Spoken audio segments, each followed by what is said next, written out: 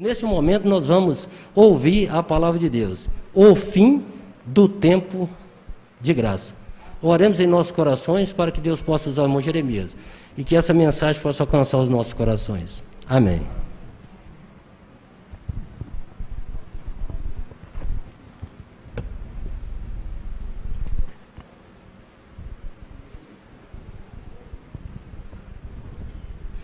Estamos vivendo num tempo difícil, né? Estamos vivendo em um tempo difícil.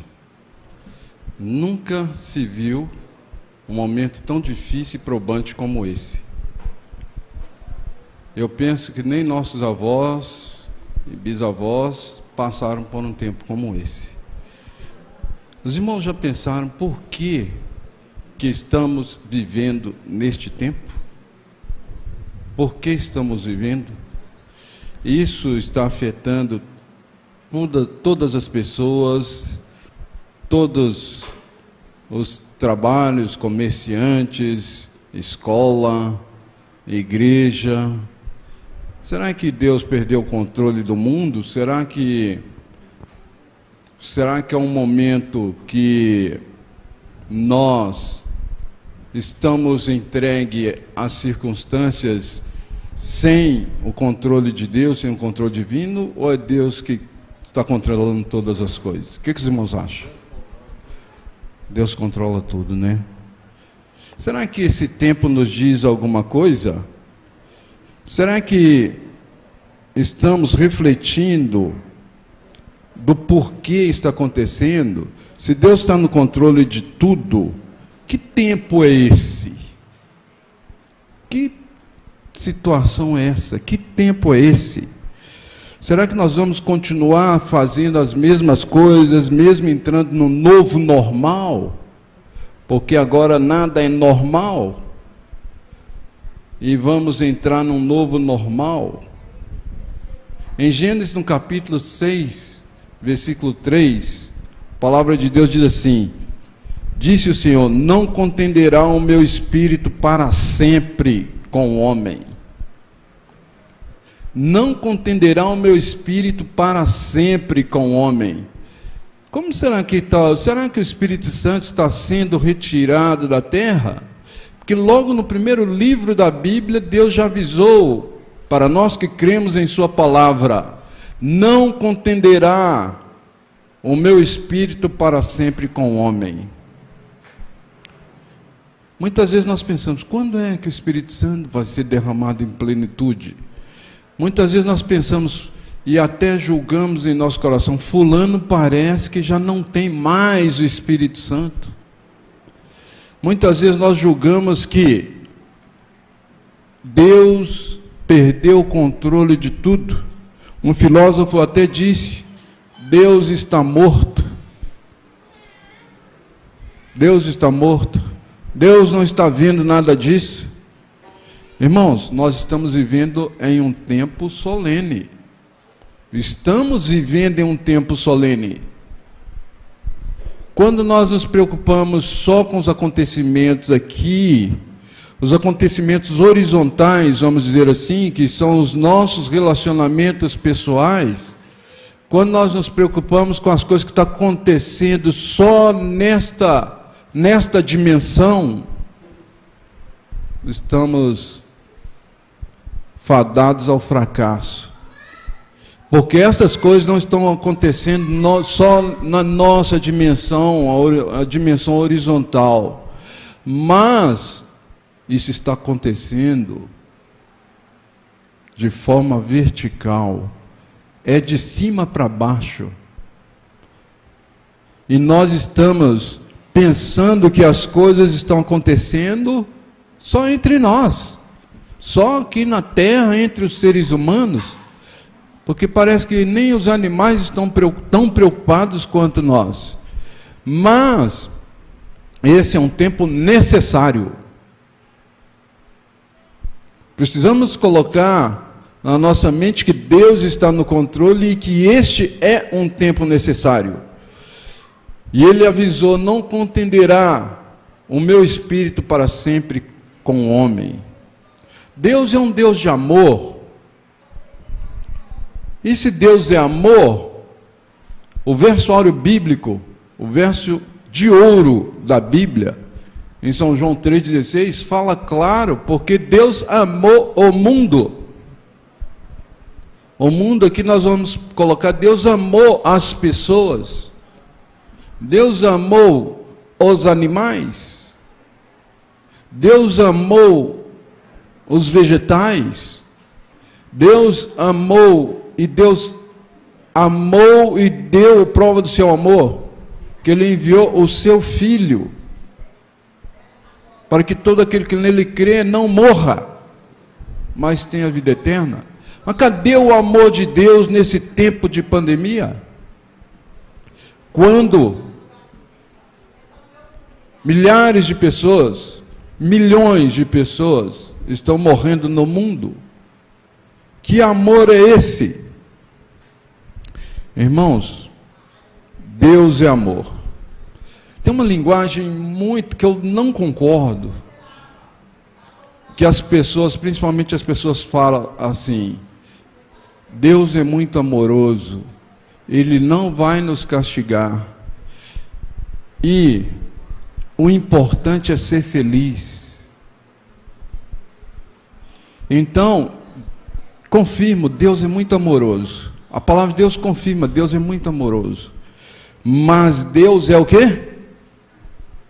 Justiça.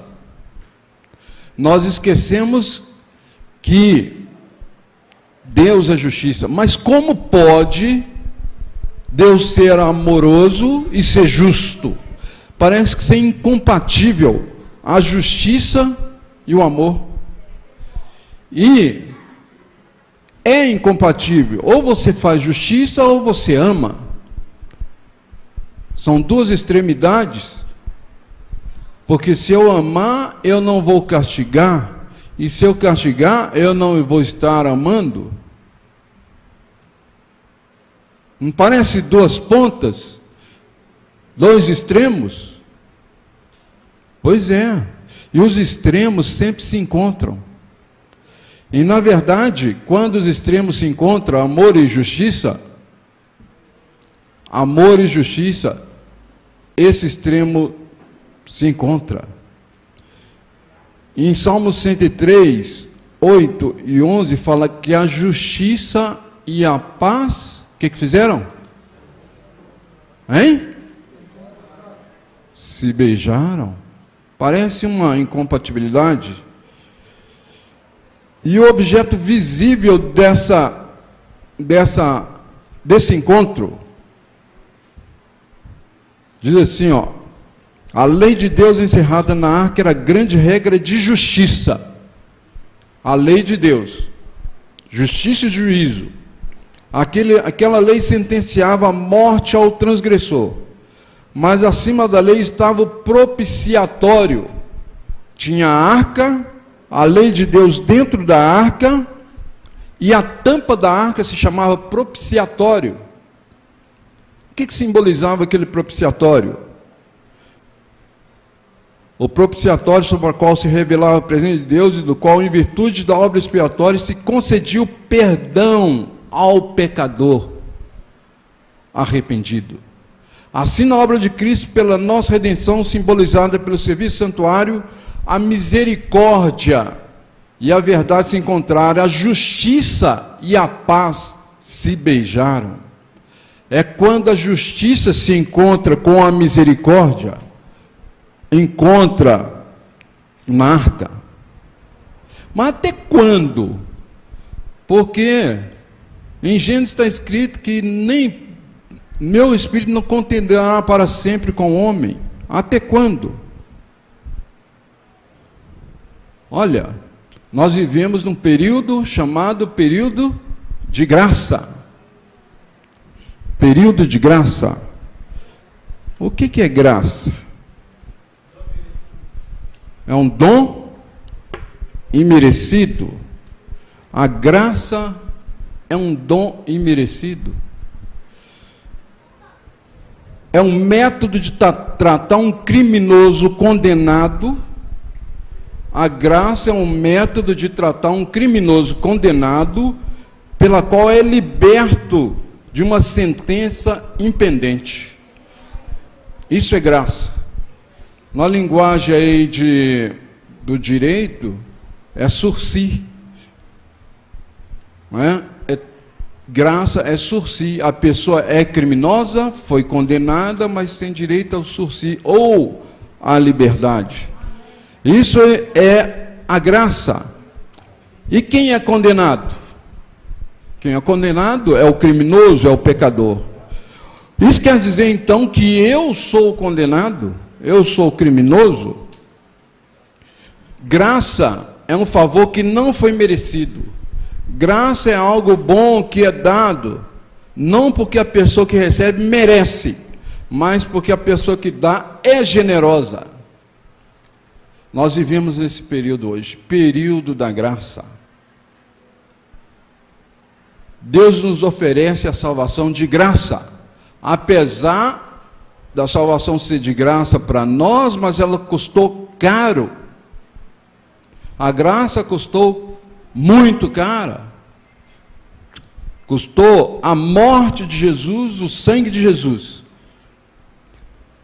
Muitos de nós queremos presentes, e quanto mais caro for o presente, melhor é para nós. Mais nós ficamos felizes. Tem pessoas que quando recebem um presente, ela fica doida para saber o preço. Que preço custou isso? O presente foi caro. E tem pessoas que ao dar o presente, falam assim, esse presente foi caro. Use bem esse presente porque foi caro. É de graça para quem recebe, mas é caro para quem comprou. Irmãos, o presente mais caro que nós temos hoje não é um carro de 2 milhões de dólares, não é uma Ferrari, não é uma mansão de 6 milhões de dólares, 6 milhões de reais. O presente mais caro que nós temos é a graça.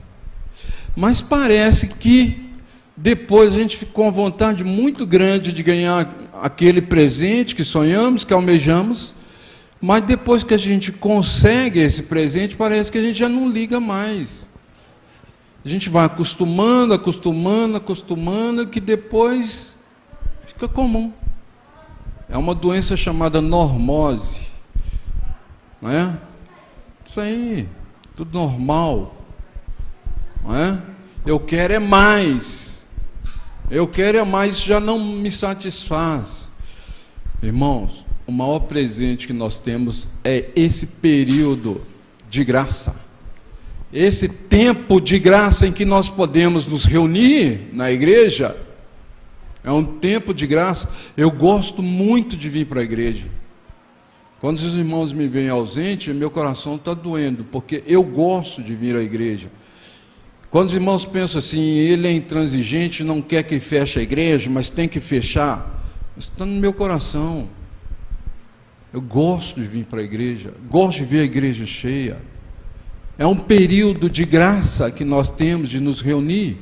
Sabe por quê? Vai chegar o tempo que vocês vão ter saudade de mim, eu vou ter saudade de vocês, e nós não vamos poder nos reunir. Por que não aproveitar esse período de graça? A graça terá sua porta fechada. Mas como fechar a porta da graça? Eu já senti muito ruim a porta fechando para mim. Sabe como? Teve um dia, nossos meninos eram pequenos, a gente ia para uma conferência em Governador Valadares. Nosso conjunto era um conjunto simples. A maioria dos irmãos do conjunto estão aqui. A gente era jovem. Todo mundo foi para Valadares, para cantar em Valadares. E aí, nós saímos de tarde de casa, num tempo que não dava para chegar. Nós fomos de ônibus até um certo lugar. Quando chegou na Pedro II, não vai dar tempo. Descemos do ônibus, pegamos um táxi. Eu, Odete, meus 3 filhos, pegamos um táxi e saímos, chegamos na praça da estação.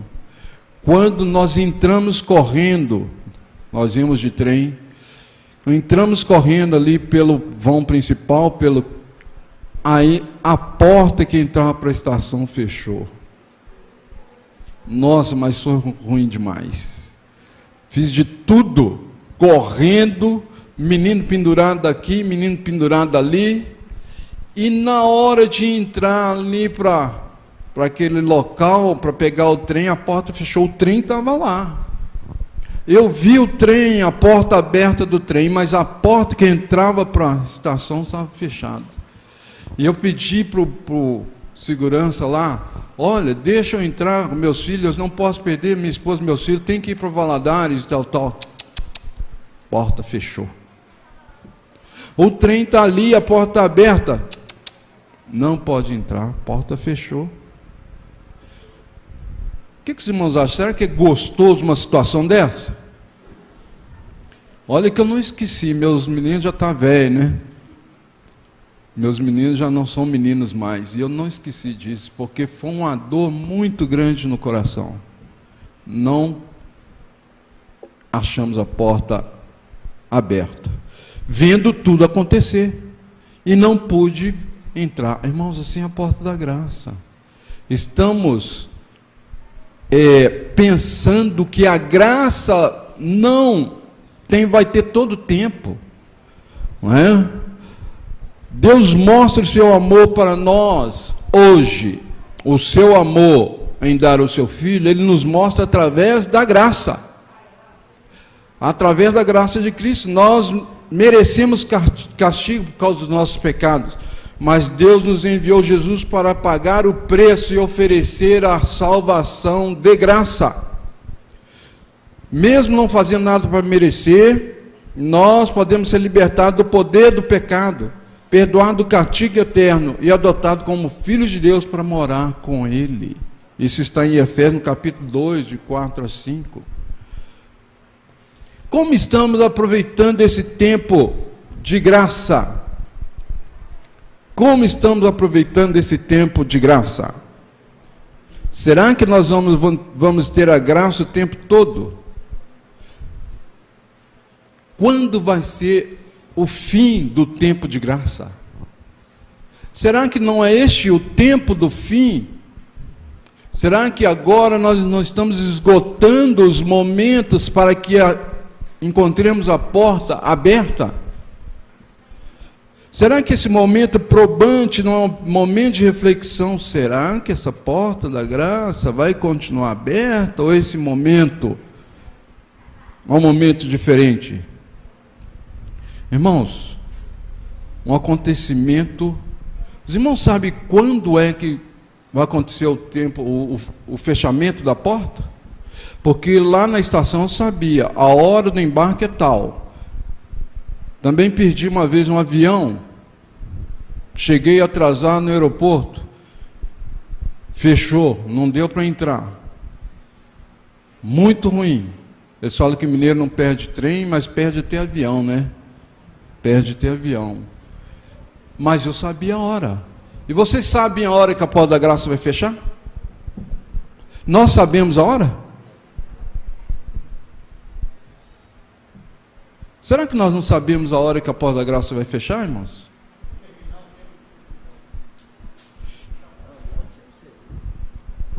A porta da graça pode fechar a qualquer momento, num acidente, numa morte, ou você não acordar. Você não acordar, dormir. Moisés, deita aí que você vai dormir. E pode ser louco, essa noite pedirão a tua alma, o que tem feito, para quem será?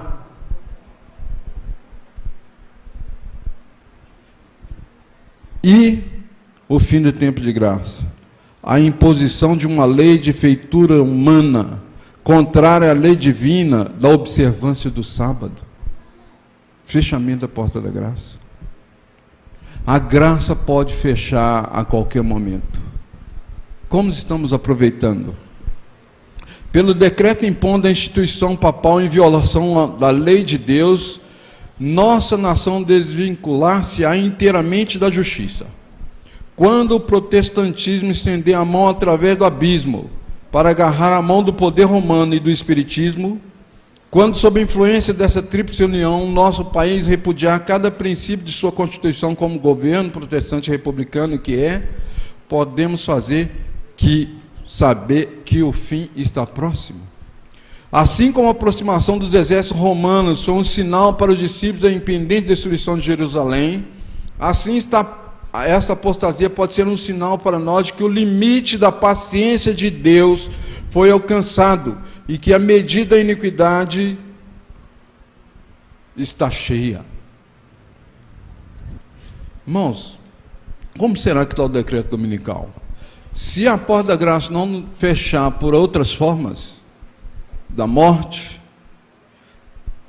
do ceticismo, e nós estivermos aqui, como será que está a nossa situação? A aproximação dos exércitos romanos era o sinal de que os discípulos de Jesus tinham que sair de Jerusalém. Assim, o sinal para nós é decreto. É decreto. Nós vivemos hoje na ditadura do decreto, da canetada. Quando a Constituição mudar, é sinal de que a porta da graça está se fechando. Irmãos, não quero falar muito não, já é 11h15, 11h14, mas eu quero ler um texto aqui nesse livro, Eventos, Sinais. Muita gente gosta, eu também gosto. O tempo de graça terminará quando for concluído o selamento.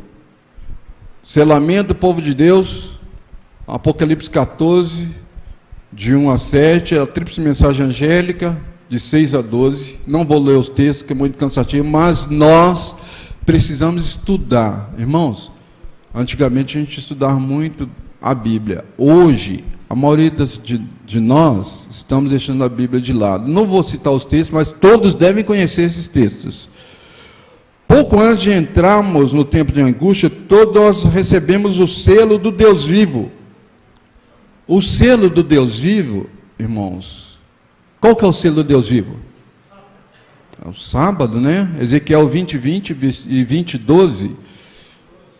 Êxodo 31, 18. Eu não vou ler os textos, porque os irmãos devem ter isso na cabeça. Lá na classe bíblica, nós falamos para os dois irmãos que estão frequentando, olha, vocês decorem os 10 mandamentos, porque não vai ter jeito de você dar razão da fé de vocês, se vocês não tiverem na mente e no coração. Nós precisamos ter esses textos na mente e no coração. Então eu vi os 4 anos deixarem de segurar os 4 ventos, e vi fomes, epidemias e espada, nação se levantando contra a nação, e o mundo inteiro em confusão. O mundo inteiro em confusão. Os 4 anjos segurando os 4 ventos. O que significa isso? O que significa ventos? Guerras. Os 4 ventos. O que significa 4 ventos aqui? Os 4 pontos cardeais, norte, sul, leste e oeste, os anjos estão segurando as guerras. Mas esses anjos vão de soltar, deixarem de segurar os 4 ventos. Será que os anjos não estão soltando?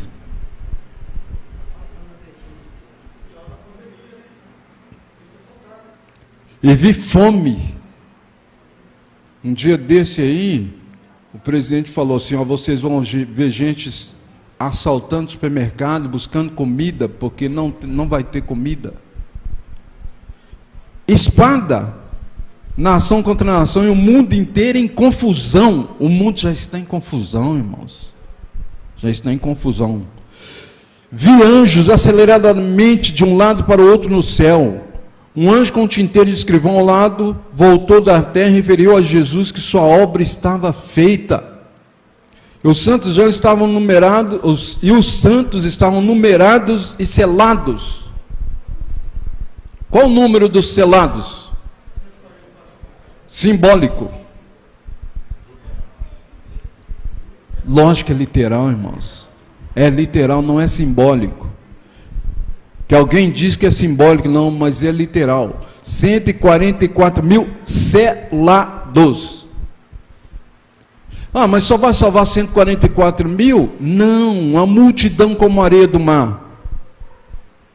Mas aqueles que entendem que o sábado é o selo de Deus, estarão dentro dos 144 mil selados. Não é? Esse anjo com tinteiro que subiu ao céu, falou para Jesus, minha obra já está feita. O número dos que estão selados já estão feitos. Então vi Jesus que havia estado a ministrar diante da arca, qual contém os 10 mandamentos, lançar um incensário. Levantou as mãos com grande voz e disse, está feito. Só nos resta, por assim dizer, um pequeno instante, mas conquanto nação se esteja levantando contra a nação e reino contra reino, não se desencadeou ainda um conflito geral. Ainda os 4 ventos sobre os 4 cantos da terra estão sendo retidos até que os servos de Deus estejam assinalados na testa. Então as potências do mundo hão de mobilizar suas forças para a última e grande batalha. Vamos precisar ter um sinal na testa. Tem uma empresa mundial chamada Mondex, que está colocando um chip na mão e na testa. Será que seria isso? Não, irmãos. Não é isso. Sabe por quê? É a convicção que você tem da verdade, da lei e sabe do que assinala. Isso é na testa. A convicção. Quantos aqui tem essa convicção? Você tem essa convicção? E quando vai ser o tempo de graça? Será que está planejado? Irmãos, quando Jesus deixar de interceder pelo homem, os casos de todos estarão decididos para sempre. Termina o tempo de graça. As intercessões de Cristo cessam no céu. Esse tempo, afinal, virá repentinamente. Vai vir de repente sobre todos. E os que não purificarem a alma pela obediência à verdade serão encontrados dormindo, como as virgens loucas. E o noivo entra e fecha-se a porta. A gente não pensa que as coisas vão acontecer assim. Eu já sei, Jesus vai deixar de interceder hoje, o tempo de graça vai terminar hoje à meia-noite. Não. Quando terminar o tempo de graça, isso se dará repentina e inesperadamente, quando a gente não estiver esperando, numa ocasião em que menos esperamos, mas podemos ter hoje um registro limpo no céu e saber que Deus nos aceita. Louvado seja Deus por isso. Irmãos, uma coisa muito importante que eu quero deixar para os irmãos: as coisas vão continuar normal. Quando tiver o tempo do fechamento de graça, a graça vai fechar, não vai ter graça, o mundo vai estar em convulsão, e as coisas vão continuar normais. Vão continuar normais. Enquanto o homem de negócio está absorto em busca de lucros, enquanto um amante de prazeres procura satisfazer os mesmos, enquanto a escrava da moda está a arranjar seus adornos, pode ser que naquela hora o juiz de toda a terra pronuncie a sentença: pesado foste na balança e foste achado em falta. As coisas vão continuar normais. A atividade humana, depois da terminação do tempo de graça, vai ser comum. Eu vou sair para o meu trabalho, você vai sair, cada um vai pegar seus instrumentos de trabalho e ir embora. Procurar o seu lucro, procurar o seu prazer, procurar satisfazer os desejos carnais, a moda e assim por diante. Os justos e os ímpios estarão ainda a viver sobre a terra em seu estado mortal. Os justos e os ímpios. Estarão os homens a plantar e a construir, comendo e bebendo, todos inconscientes que a decisão final irrevogável foi pronunciada no santuário celestial.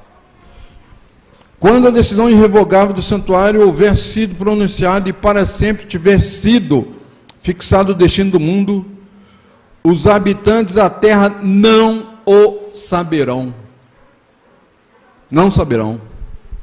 As formas de religião continuarão a ser mantidas por um povo do qual finalmente o Espírito Santo de Deus se terá retirado.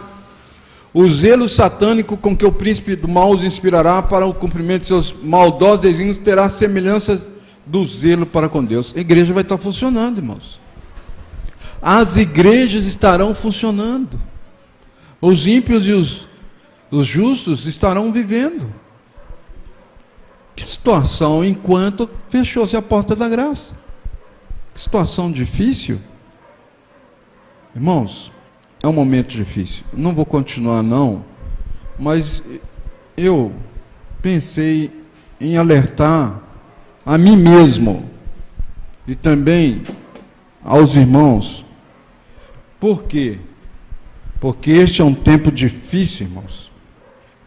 Esse é um tempo que a gente precisa pensar. Quero concluir, irmãos, bem rapidinho, com um versículo que está em Romanos 10, 9 e 11. Ouvir a palavra de Deus é essencial, porém não é suficiente. Ouvir é essencial, mas não é suficiente. Também precisamos crer. Precisamos crer. Nós todos estamos ouvindo hoje a palavra de Deus, estamos ouvindo esses anos todos, esse mês, esses anos todos, mas não é suficiente, não adianta. Precisamos crer. Se com a tua boca confessares Jesus como Senhor, e em teu coração creres que Deus o ressuscitou dentre mortos, serás salvo. Porque com o coração se crê para a justiça, com a boca se confessa a respeito da salvação. Porquanto a Escritura diz, todo aquele que nele crê, não será confundido. É importante crer, não só ouvir, não só ler, não só estudar, mas é importante crer. E Jesus falou, quando o Filho do Homem vier, porventura achará fé na terra? Irmãos, quase ninguém mais tem fé, eles estão zombando de Deus. E Jesus falou, né, que aquele que crê nele tem, não vai ter, mas tem a vida eterna. Se temos a Jesus pela fé, possuímos a vida eterna, em esperança, na promessa, e a teremos como posse real por ocasião da sua segunda vida, pois ele é a vida eterna. Se você tem Jesus, você tem a vida eterna, porque ele é a vida eterna em você. E não entrará em condenação. Por quê que não vai ser condenado? Porque os que estão em Cristo não há condenação, pois seus pecados são perdoados. Todos os dias os seus pecados são perdoados, todos os momentos os seus pecados são perdoados. E sua justiça feita lhes é imputada. Quando Jesus morreu na cruz, essa justiça é imputada a quem crê. Por isso é importante crer. Quem nele crê não é condenado. Não será condenado, não é condenado. O verbo está no presente. Você tem a vida eterna. Jesus está com você, ele está no seu coração. Não precisamos temer o fechamento do tempo da graça, porque os justos e os ímpios estarão juntos após o fechamento da graça, indo para o seu trabalho, indo dar aula na escola, indo aprender na escola. Irmãos, isso é muito importante. Não devemos estar ansiosos acerca de que Cristo e Deus pensa de nós, mais do que Deus pensa de Cristo, nosso substituto. Vós sois aceitos no amado. Que o Senhor nos abençoe para isto. Amém.